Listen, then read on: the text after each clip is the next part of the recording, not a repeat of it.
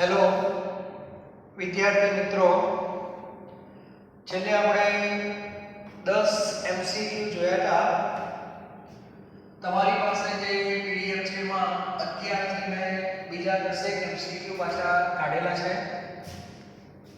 જેટલી પ્રેક્ટિસ થાય એટલું વધારે સારું. તો વિદ્યુત ચુંબકીય વિકિરણની ઊર્જા અર્ધમાં આપેલી છે અને તમારે તરંગ સંખ્યા શોધવાની છે. બરાબર? તો ગભરાવાની જરૂર નથી. E બરાબર hc/λ સૂત્ર છે. બરાબર? તો એના ઉપરથી પહેલા તમે તરંગ સંખ્યા શોધવાની છે. તરંગ સંખ્યા એટલે ન્યુ બાર. ન્યુ બાર એટલે 1/λ. પહેલા સૂત્રમાં 1/λ રાખો તો E/hc થાય. ચાલે ને? હા. 1/λ ને જ કરતા બનાવો તો hc નીચે આવી જાય એટલે E/hc થઈ જશે. બરાબર? અને કિંમતો મૂકી દઈએ આપણે. E ની કિંમત 19.875 10⁻13 એકમોમાં ધ્યાન રાખજો, અર્ધમાં કિંમત આપી છે. ન ચાલે. એનું કારણ બીજું કંઈ નહીં, h અને c આપણે SI માં લઈશું તો આને જૂલમાં ફેરવવા માટે 10⁻7 વડે ગુણવા પડે. કારણ કે જૂલ એ મોટો એકમ છે. તો 1 જૂલ બરાબર 10⁻7 અર્ધ થાય. બરાબર? h ની કિંમત 6.626 * 10⁻34 અને 3 ગુણ્યા 10⁻8 મીટર પર સેકન્ડ. એટલે આ જવાબ આપણો સીધો મીટર ઇન્વર્સમાં આવશે. બરાબર? તમને સેન્ટીમીટર ઇન્વર્સ કીધું છે તો મીટર ઇન્વર્સમાંથી સેન્ટીમીટર ઇન્વર્સમાં જવું હોય તો 10⁻2 વડે ગુણી નાખજો એટલે આ તમારો જવાબ સેન્ટીમીટર ઇન્વર્સમાં આવી જશે. ઓકે? જવાબ લગભગ 10,000 ની આસપાસ આવશે. કારણ બીજું કંઈ નથી, આ 6.18 સમથિંગ છે એટલે આ પૂરી જ જશે ઓલમોસ્ટ. એટલે તમારે 10 ની જે ઘાત છે ને એમાં જ રમવાનું છે. ઓકે? તો સાદુરૂપ આપવામાં ભૂલ ન થવી જોઈએ. ત્યારબાદ 12મો પ્રશ્ન જે છે, 12મો પ્રશ્ન એમાં થોડી ભૂલો છે પ્રશ્નની અંદર, એટલે હું એની ચર્ચા કરતો નથી કારણ કે મને થોડો ડાઉટફુલ છે 12મો પ્રશ્ન. એટલે એને હમણાં સ્કીપ કરી દેજો, ગણવાની કોઈ જરૂર નથી. બરાબર? 12મો પ્રશ્ન એટલે 12મા ઉપર અત્યારે હું ચોકડી કરું છું. ત્યારબાદ 13મો પ્રશ્ન. 13મા પ્રશ્નમાં એક ઇલેક્ટ્રોન બોર કક્ષાની ચોથી કક્ષકમાં ભ્રમણ કરે છે. કઈ ચોથી કક્ષક લખ્યું છે એટલે આમ તો ચોથી કક્ષક ન હોય, ચોથી કક્ષા હોય. દ બ્રોગલી લેમ્બડા છે તો તરંગ કક્ષાની લંબાઈ એટલે પરિમિતિ. કક્ષા તો ગોળાકાર જ હોય તો આપણે પરિમિતિનું સૂત્ર એક સાબિત કરીને ખબર હોય તો 2πr = n લેમ્બડા. આપણે એવું સાબિત કરેલું છે સ્વાધ્યાયના દાખલા ગણ્યા એમાં. આને પરિઘ અથવા પરિમિતિ કહેવાય. અને ચોથી કક્ષા એટલે 4 લેમ્બડા જવાબ આવે. બરાબર? એટલે સામાન્ય છે પણ આ રીત ભૂલી ગયા હોય તો તમને યાદ રહે. ત્યારબાદ 14મો જે પ્રશ્ન છે, ઝડપથી કામ કરશું. આજનો લેક્ચર હું નાનું બનેલું છે. ક્રોમિયમ પરમાણુમાં L બરાબર 1 અને 2 માં રહેલા ઇલેક્ટ્રોનની સંખ્યા. એટલે આપણે આવા કેસમાં બોક્સ વાળી રચના ન ચાલે. બરાબર છે? આમાં તમારે છૂટી રચના લખવી પડે. તો 24 નંબર છે એટલે 1s2 2s2 2p6 3s2 3p6 એટલે 18 થઈ ગયા. 18 પછી ઇલેક્ટ્રોન ક્યાં ભરાયા તો યાદ કરો, આમાં ભરાયા 4s1 અને 3d5. આ રીતે થાય. ક્લિયર? હવે એમાં તમને એવું કીધું છે L બરાબર 1. હવે L બરાબર 1 એટલે p કક્ષક કહેવાય. તો p માં ટોટલ કેટલા ઇલેક્ટ્રોન છે જોઈ લો. તો આ 6 અને આ 6 12 એટલે 6 + 6 12 ઇલેક્ટ્રોન આવશે. બરાબર? ત્યારબાદ L બરાબર 2. L બરાબર 2 કે છે એટલે કઈ કક્ષક થાય? D. D ની અંદર ખાલી 5 જ ઇલેક્ટ્રોન છે એટલે એમાં 5 આવશે એટલે જવાબ આવશે 12 અને 5. તો આ રીતે ઇલેક્ટ્રોનની રચના જો તમને આવડે તો ઘણા બધા પ્રશ્નો આ રીતે સોલ્વ થતા હોય છે. દરેક વિદ્યાર્થીને ઇલેક્ટ્રોન રચના હવે આવડવી જોઈએ જ. ઓકે, ત્યારબાદ 15મો પ્રશ્ન કદાચ આગળ મેં ક્યાંક ચર્ચા કરેલી છે, છતાં ફરીથી એકવાર સારો પ્રશ્ન છે, ભૂલો ન થવી જોઈએ. એમસીક્યુ વારંવાર ગણો, બરાબર. અત્યારે આપણે લેવલ 1 લેવલ 2 પ્રમાણે કામ કરી રહ્યા છીએ. જે રીતની જરૂરિયાત છે એ પ્રમાણે ધીરે ધીરે હાઈ લેવલ તમને મળતું રહેશે, પણ ધીરે ધીરે. ઓકે, તો એના માટે પણ આપણે વિચાર કરેલો છે. હવે 15 બોરની પહેલી બીજી અને બીજી ત્રીજીમાં શક્તિનો તફાવતનો ગુણોત્તર પૂછો. એટલે પહેલા કઈ કીધી છે આપણને? પહેલી બીજી. પહેલી બીજી એટલે અહીંયા લખવાનું ડેલ્ટા E અને અહીંયા લખવાનું 1 2, બરાબર. સૂત્ર બધાને ખબર છે, ડેલ્ટા E બરાબર આપણે પેલો આ લખી નાખીએ 1/n1² એટલે 1 -1/4 અને હાઇડ્રોજનનો એટલે 1 જ આવે.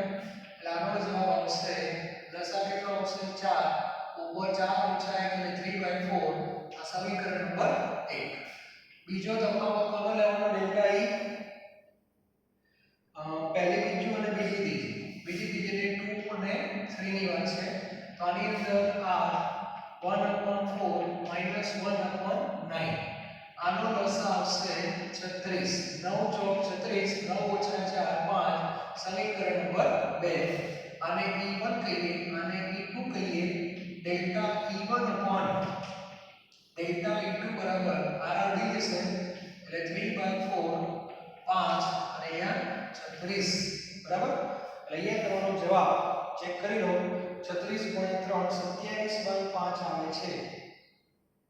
27/5 કેટલું થઈ?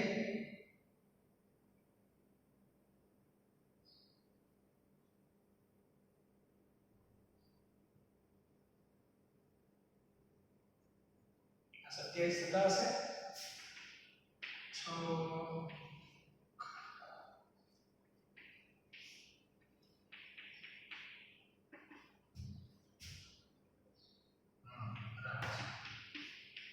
27/5 જવાબ આવે છે, બરાબર. તો આ પણ દરેકને આવડવો જોઈએ. એના પછી એક પ્રશ્ન છે 16મો, એની ચર્ચા કરી લો સાથે સાથે. 16મો પ્રશ્ન પણ વેગમાનના સંદર્ભમાં છે, સોલ્વ થાય છે, બરાબર. 16મો પ્રશ્ન. તો 16મા પ્રશ્નની અંદર A અને B કણ ગતિમાં છે, એટલે બે કણની ગાંઠ છે A અને B. ત્યારબાદ A નું વેગમાન B ના વેગમાન કરતા અડધું છે. વેગમાનનો સંકેત P થાય તો A નું વેગમાન P ના વેગમાન કરતા અડધું છે. એટલે B નું વેગમાન PB ધારી લેવાનું, તો A નું વેગમાન PA બરાબર PB/2 થાય. ત્યારબાદ B ની તરંગ લંબાઈ તમને આપેલી છે.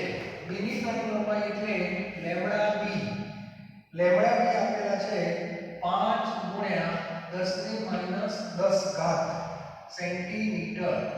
તો A ની તરંગ લંબાઈ કેટલી? લેમ્બડા A તમારે શોધવાના છે. ઓકે, હવે આપણું જે સૂત્ર છે લેમ્બડા h/mv આપણે યાદ રાખીએ છીએ. હવે તમે ધ્યાનથી જુઓ તો mv એ વેગમાન છે, એટલે mv જગ્યાએ p લખી શકાય. હવે આ સૂત્ર A માટે અને B માટે બંને માટે વિચારવાનો અને બંનેનો ગુણોત્તર લો. Lambda A upon lambda B HH ઉડી જાય, PA નીચે આવે અને PB ઉપર આવે. ક્લિયર? લેમ્બડા A તમારે શોધવાના છે. PB ની જગ્યાએ as it is lambda B 5 × 10⁻−10. PA ની જગ્યાએ PB/2 એટલે 2 ક્યાં આવશે? ઉપર. PB કેન્સલ, 5 × 10 એટલે 10 × 10⁻−10 થાય, બરાબર. 10 × 10⁻10 આપ્યા નથી એટલે 10⁻1 કહેવાય, એટલે 10⁻9 થાય સેન્ટીમીટર. તો આવા પ્રશ્નો પણ આપણને આવડવા જોઈએ. ઓકે, એટલે ગભરાઈ નથી જવાનું, ગુણોત્તર નહીં લેવાનું. ધ પ્રોબ્લેમમાં ગુણોત્તરના સંદર્ભમાં ઘણા બધા પ્રશ્નો આ રીતે પૂછાતા હોય છે. એમાં ધ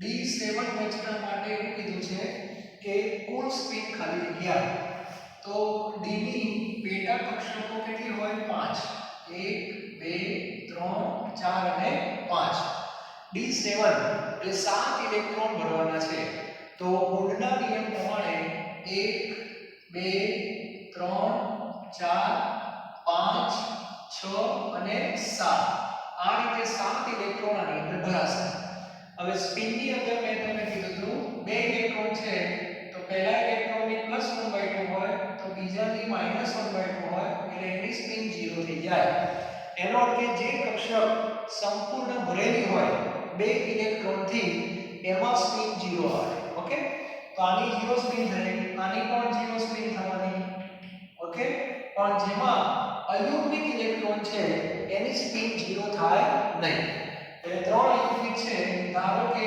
+1/2 +1/2 +1/2 તમે લેશો તો કુલ સ્પિન +3/2 આવે કોઈ વિદ્યાર્થી એમ કે મારે માઈનસ લેવા છે તો માઈનસ પણ લેવાય મેં તમને પહેલા પણ કીધું હતું ગમે તે લઈ શકાય પહેલા ઇલેક્ટ્રોન માટે પણ પહેલાની પ્લસ લો તો બીજાની માઈનસ લો પહેલાની માઈનસ લો તો બીજાની પ્લસ લો તો તમારો જવાબ પ્લસ ઓર માઈનસ સ્વરૂપમાં લખી શકાય એટલે ઓપ્શનમાં આ રીતે પણ આપેલું હોય છે ઘણીવાર 3/2 એટલે 1.5 એ રીતે પણ લખેલું હોય છે તો આ એક સારો પ્રશ્ન તમારા માટે છે આવડવો જોઈએ એટલે ઇલેક્ટ્રોન રચના પરથી આ નક્કી થાય D7 ની જગ્યાએ ધારો કે D8 હોય તો એક ઇલેક્ટ્રોન અહીંયા ઉમેરાશે પહેલા -1/2 પાછા આવી ગયા એટલે આ શું થઈ ગયું 0 તો જવાબ કેટલો આવશે +1/2 +1/2 એટલે પ્લસ ઓર માઈનસ 1 આવશે ધારો કે D9 છે તો પાછા એક ઇલેક્ટ્રોન ઉમેરાય તો 1/2 વાળો આવી ગયો એટલે 0 થઈ જાય તો જવાબ પ્લસ ઓર માઈનસ 1/2 આવશે અને જો D10 થઈ જાય તો આ ભરી ગયો -1/2 0 તો જવાબ 0 આવશે બરાબર તો આ રીતે મગજમાં રાખવાનું જેટલા પણ નિષ્ક્રિય વાયુઓ છે helium neon argon krypton xenon radon બધાની સ્પિન 0 હોય એનું કારણ તે બધામાં બધી જ કક્ષકો ઇલેક્ટ્રોનથી ભરેલી છે યુગ્મિક છે એટલે સ્પિન એની શું હોય 0 હોય તો આ વસ્તુ તમારા માટે નવી છે આવડવી જોઈએ ત્યારબાદ 18મો પ્રશ્નમાં ઇલેક્ટ્રોન ધ્યાનમાં રાખવાના છે કે ક્રોમિયમનો કયા નંબરનો ઇલેક્ટ્રોન કીધો છે 19 નંબરનો ઇલેક્ટ્રોન તો ક્રોમિયમની ઇલેક્ટ્રોન રચના આપણે જોઈએ તો ક્રોમિયમ જે છે એનો પરમાણુ ક્રમાંક 24 છે 24 એટલે આર્ગન કમ્પ્લીટ 18 થઈ ગયા 19 નંબરનો ઇલેક્ટ્રોન તમને બધાને ખબર છે 4s માં છે 4s1 અને 3d5 તો 19 નંબરનો ઇલેક્ટ્રોન 4s1 માં કહેવાય કેટલો 4s માં કહેવાય એમ તો 19મા નંબરના ઇલેક્ટ્રોન માટે ક્વોન્ટમ અંક લખવો હોય તો n બરાબર 4 l બરાબર 0 m બરાબર 0 s બરાબર પ્લસ ઓર માઈનસ 1/2 ક્લિયર તે પણ ખબર હોવી જોઈએ 4 0 0 પ્લસ ઓર માઈનસ ત્યારબાદ 19મો પ્રશ્નમાં n બરાબર 3 આપ્યા છે n બરાબર 3 l બરાબર 0 અને m બરાબર 0 આ એક ક્વોન્ટમ અંક આપેલા છે અને આ તત્વનો પરમાણુ ક્રમાંક કહેવાનો છે તો આ એડ્રેસ કઈ કક્ષકનું કહેવાય તો 3s1 નું કહેવાય બરાબર 3s1 નું કહેવાય એનો અર્થ એવો થયો કે આગળ પણ ભરાઈ ગયું હોય નિયોન નિયોન એટલે 10 આગળ એક ઇલેક્ટ્રોન એટલે 11 નંબરનું તત્વ કયું હોઈ શકે તો સોડિયમ હોય એટલે એક જવાબ તમારો સોડિયમ આવશે બીજો એક જવાબ આવશે મેગ્નેશિયમ કારણ શું s માં કેટલા ઇલેક્ટ્રોન ભરાય 2 તો આનો આ જ એડ્રેસ 3s2 માટે પણ લાગુ પડે કારણ સ્પિન ક્વોન્ટમ અંક નથી આપ્યો જો ત્રણ જ આપેલા છે s નથી આપ્યો s આપ્યો તો કોઈ એક જ ગણાય પણ m બરાબર 0 આપ્યા બંને ગણાય એટલે તમારો જવાબ સોડિયમ પણ આવશે અને મેગ્નેશિયમ પણ આવશે ભૂલ ન થાય એનું ધ્યાન રાખવાનું બરાબર ત્યારબાદ 20મો પ્રશ્ન આગળ આવી ચર્ચા કરેલી છે ફરી એકવાર 20 અને 21 બે પ્રશ્નો આપણે જોઈ લઈએ 20 ચાલો 20મા પ્રશ્નમાં આગળ આવી ચર્ચાઓ થયેલી છે છતાં એકવાર ફરીથી બરાબર 20મો પ્રશ્ન એમાં k l m 2 8 6 બરાબર એટલે આવું લખવાનું k l m અને n એમ બને ના આપી k એટલે n બરાબર 1 l એટલે n બરાબર 2 m એટલે n બરાબર 3 અને આ એટલે n બરાબર 4 અહીંયા આવશે 1s અહીંયા આવશે 2s 2b અહીંયા આવશે 3s 3b 3d અહીંયા આવશે 4s 4p 4d અને 4f ઓકે ચલો k માં કેટલા ઇલેક્ટ્રોન લીધા છે k માં ઇલેક્ટ્રોન લીધા છે 2 તો મને જવાબ આપો આ 2 ઇલેક્ટ્રોન ક્યાં હોય 1s2 માં નક્કી થઈ ગયું ચલો k એના પછી l આખા એમાં ઇલેક્ટ્રોન 8 આવે છે તો 8 ઇલેક્ટ્રોન કઈ જગ્યાએ હોય તો 2 આમાં હોય અને 6 આમાં હોય એટલે આ કમ્પ્લીટ એના પછી m માં 6 જ ઇલેક્ટ્રોન લીધા છે આમાં 6 જ ઇલેક્ટ્રોન લીધા છે તો 6 ક્યાં હશે 2 આમાં હશે 4 આમાં હશે બસ પૂરું થઈ ગયું d માં તો હશે જ નહીં એટલે d તો ક્યારે ભરાય 4s ભરાય પછી પણ એની કોઈ ચર્ચા કરતા નથી આપણે બસ આટલી ચર્ચા છે તો એમ કીધું છે s ઇલેક્ટ્રોનની સંખ્યા કેટલી તો s ઇલેક્ટ્રોન એટલે આ 2 આ બીજા 2 અને આ બીજા 2 તો જવાબ કેટલો આવશે 2 + 2 + 2 6 જવાબ આવશે ઓકે તે પણ દરેકને ખબર હોવી જોઈએ ત્યારબાદ 21મો પ્રશ્ન 21મો જે પ્રશ્ન છે એમાં એક વાયુ બે તરંગ લંબાઈઓ ઉત્સર્જિત કરે છે ધારો કે આ વાયુ છે માની લો બરાબર આમાંથી બે તરંગ લંબાઈનું ઉત્સર્જન થાય છે λ1 અને λ2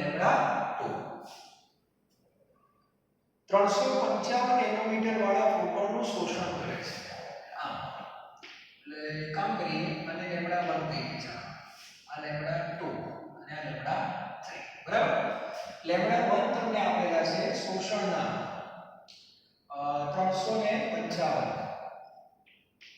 શેમાં નેનોમીટરમાં અને એકની તરંગ લંબાઈ 680 છે કારણ કે આની 680 રાખી છે બરાબર તો આની કેટલી એટલે ઘણા વિદ્યાર્થીઓ શું કરતા હોય સરવાળા બાદબાકી કામ આવ્યું એટલે બે ભાગ પાડી દે પ્રશ્ન તો એકદમ સિમ્પલ લાગે બધાને કે હા સાહેબ એવું જ હોય ને પણ મગજમાં હોવું જોઈએ સંબંધ શું છે આવો સંબંધ હોઈ શકે ઊર્જા સંરક્ષણનો નિયમ બધાને ખબર છે તરંગ લંબાઈનું સંરક્ષણ નથી પણ ઊર્જાનું સંરક્ષણ છે બરાબર તો જેટલી ઊર્જા જાય એટલી બહાર આવે એટલે આપણે આવું લખી શકીએ કે E1 બરાબર E2 પ્લસ E3 બરાબર હવે E બરાબર શું છે hc બાય લેમ્ડા તો આવું લખી શકાય hc upon λ1 is equal to hc upon λ2 plus hc upon λ3 આવું લખી શકાય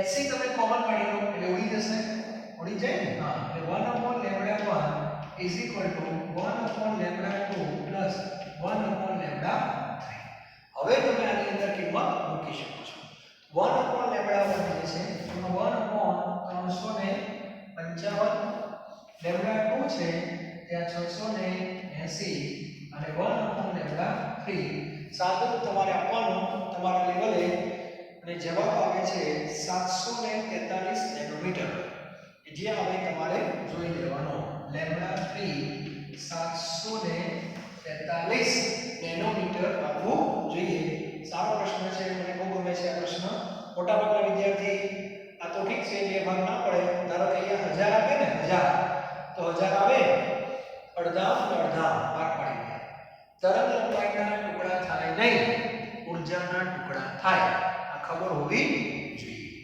તો 21 સુધી છે હજુ કદાચ એક નાનો પ્રશ્ન છે 22મો પ્રશ્ન આગળ બે નોટમાં લખાયેલું છે જે રીતે બોહરનો નમૂનો હતો એમાં કક્ષાની કલ્પના હતી ઇલેક્ટ્રોન એટલે ત્યાં બોહરનું કોણીય વેગમાન હતું પછી કક્ષકોની કલ્પના આવી એટલે દરેક ઇલેક્ટ્રોન જે તે કક્ષકોમાં હોય અને કક્ષકોમાં જે કોણીય એનું સૂત્ર મેં લખાયેલું કે કોણીય વેગમાન બરાબર h/2 પાઈ √L L + 1.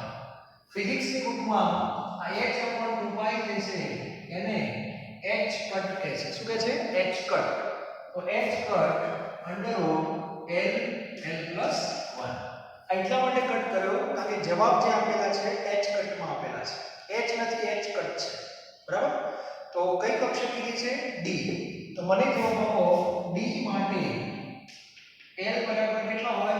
d માટે l, s માટે l0 1 અને 2. તો અહીંયા આવશે તમારે 2. તો જવાબ h કટ √2 2 + 1 h કટ √ 3 2 6. આ જવાબ આવશે. ક્લિયર?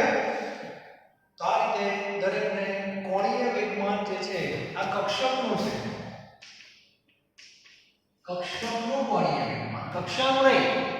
ઇલેક્ટ્રોનની પ્રકૃતિ જ્યારે દ્વૈત સ્વભાવ આવી ગયો પછી આ સૂત્ર આવી ગયું. બાકી પહેલા જે આપણે લખતા હતા mvr nh/2 પાઈ આપણે સૂત્ર હતો જ કોણીય વેગમાનનો, પણ જ્યાં n શું હતો? કક્ષા. બરાબર? એટલે આ ભૂલ ન થવી જોઈએ. તો અહીંયા આપણે બીજા ચેપ્ટરના MCQ હવે પૂરા કરું છું. નેક્સ્ટ લેક્ચરમાં MCQ ના જે કે લેક્ચર આપણે આ મૂકીએ છીએ એમાં નેક્સ્ટ લેક્ચરમાં આપણે ઉષ્માગતિશાસ્ત્રના MCQ ની પ્રેક્ટિસ કરશું. Okay? Thank you very much.